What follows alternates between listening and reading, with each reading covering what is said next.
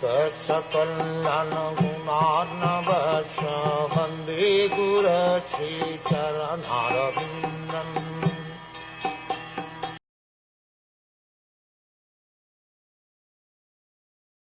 Such persons are condemned by the supreme order of the Lord.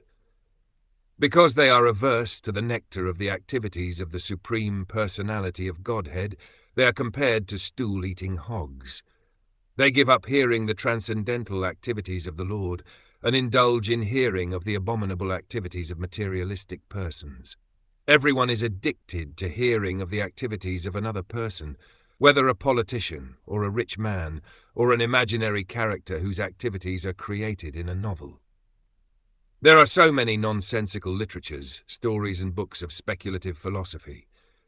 Materialistic persons are very interested in reading such literature, but when they are presented with genuine books of knowledge like Srimad Bhagwatam, Bhagavad Gita, Vishnu Puran, or other scriptures of the world, such as the Bible and Quran, they are not interested. These persons are condemned by the Supreme Order as much as a hog is condemned. The hog is interested in eating stool.